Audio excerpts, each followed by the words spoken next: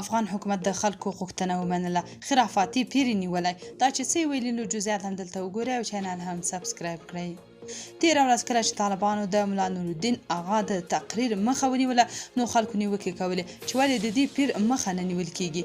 ښکاري چې د خلکو مبارزې رنګ راوړ. تازه خبر دا ده چې د امر بالمعروف او نهي عن المنکر وزارت ویان سیف خیبر وایي د یاد وزارت محتسبینو د پیر ابراهیم ګیلاني په نوم هغه ډله نیولې چې غیر شرعي کړنې، بدعتونه او خرافات به د تصوف او مذهب تر نامه لاندې ترسره کول.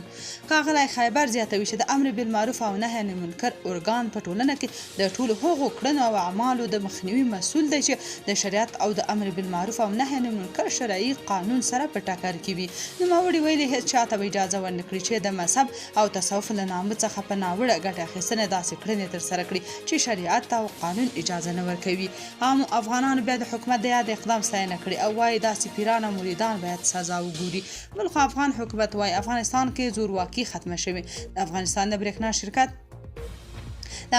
برېښنا شرکت رئیس ډاکټر عبدالباري عمر د پانګونې جذب او د افغانستان د برېښنا سکتور ملاتړ کنفرانس ته په خپلو خبرو کې ویلي چې په هېواد کې د تیرو حکومتونو پر مهال جوړې شوې د قدرت جزیرې له منځه تللي، شفافیت رامنځته شوی او اوس د همدې له امله پانګونو ته پراخې زمینې برابرې شوې دي.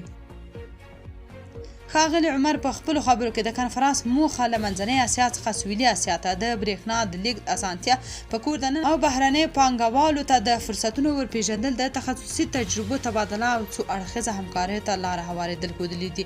نوموړي همداراز په نړیوالو غږ کړی چې د کنوانسیونونو له مخې باید افغانستان سره د نورو هیوادونو په څېر همکاري بیا پیل کړي او په خبره ګڼې افغانستان چې د زرغونې یعنې ګرین انرژۍ په ځای له نورو بدیلو لارو کار واخلي.